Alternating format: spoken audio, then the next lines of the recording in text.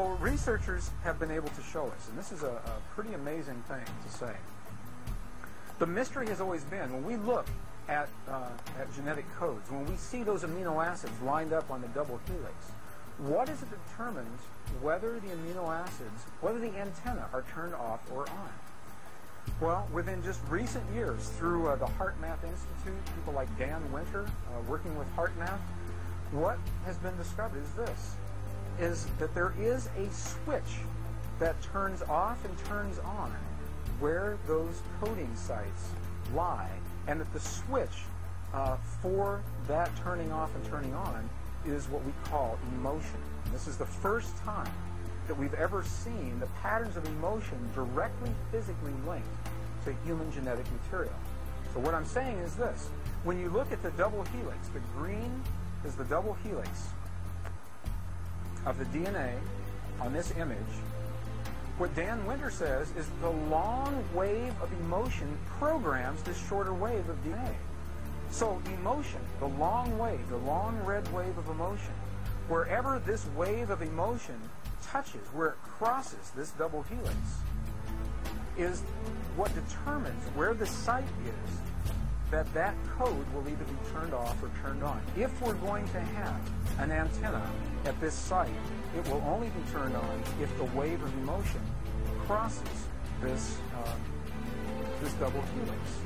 Well, this is really interesting for us because two things. First of all, the waves of emotion, researchers have determined that you and I are primarily capable of only two emotions, many derivatives of those emotions, and two primary emotions, fear and love. Fear and love. Well, fear is a long, slow wave of emotion. So this wave of fear is a long, slow wave and touches relatively few sites on this DNA. So an individual living in fear is limited to the number of antennae that they have available to them.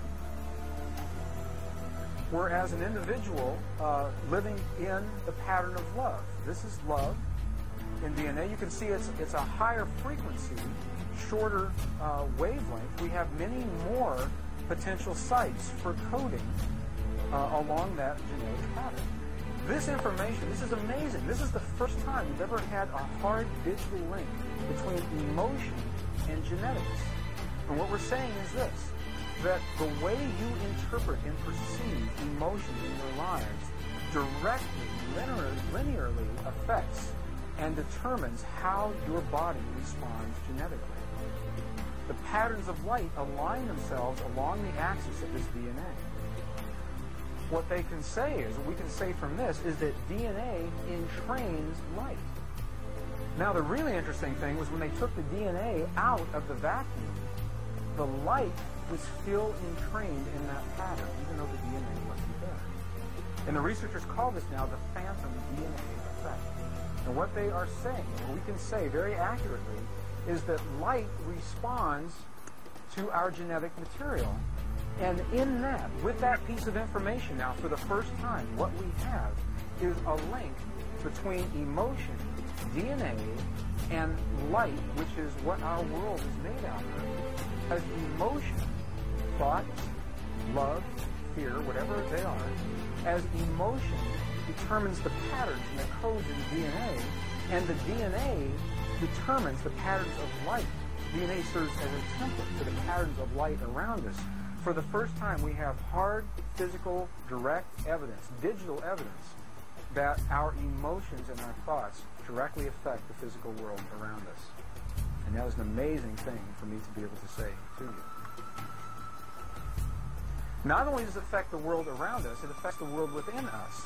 The energetic systems of the body, the nervous system, the nervous pathways, and the chakras are all determined through our experience of emotion and feeling, how emotion and feeling trip the switches of genetic material in our body, resulting as an expression of that.